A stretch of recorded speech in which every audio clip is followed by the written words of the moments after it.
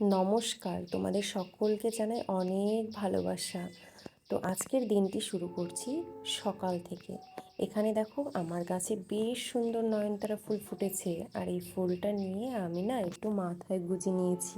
তো দেখো আর আমাকে কেমন লাগছে জানিও কিন্তু। সকালের কাজ বাজ সেরে নেওয়া যাক। সকালবেলায় দেখো দুধওয়ালা এসেছিলো, দুধ দিয়ে গেছে, আর সেই দুধটাই আমি জাল করে নিচ্ছি। আর এদিকে দুধ জাল দেওয়ার পরে একটু দুটো ডিম সেদ্ধ করে নিলাম, মেয়েকে আর ওর বাবাকে দেব, সেখান থেকে আমি এক পিস খেয়ে নেব। আর এদিকে দেখো দুধটা জাল করে নিয়েছি, আর সেই দুধ আর মুড়ি আর একটা কলা দিয়ে আমি একটু খেয়ে নেব। এরপরে কিন্তু আমি রান্নার দিকে চলে যাব। আর এখন দেখো ওর বাবা বাজার থেকে নিয়ে এসছে শিং মাছ, আমি একটু লবণ দিয়ে রেখে দিলাম যাতে কিছুক্ষণ পর মাছগুলো মরে যায়, আমার কাটতে বেশ সুবিধে হয়। এরপর লবণ দিয়ে রাখার পরে আমি কিন্তু এখানে আলু, টমেটো আর একটু করলা কেটে নিলাম, শিং মাছের ঝোল করব। আর ওদিকে ওর বাবা বাজার থেকে কিছুটা শাক এনেছিল, সেই শাকগুলোও ভালো করে ধুয়ে রাখলাম।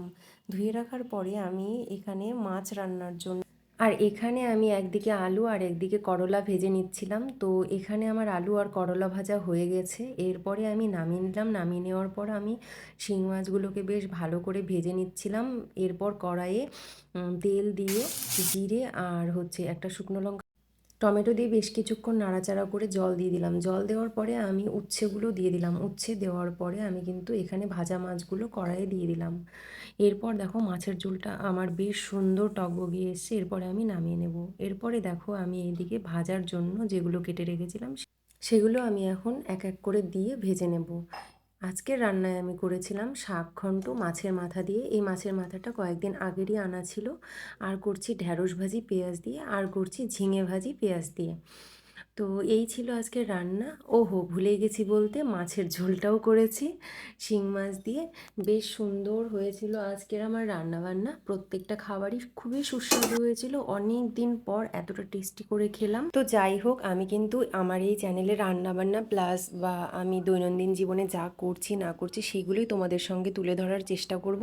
তোমরা আমার পাশে থেকো, আর যদি আমার ভিডিও তোমাদের ভালো লাগে তাহলে সাবস্ক্রাইব করে রাখো আমার চ্যানেলটিকে।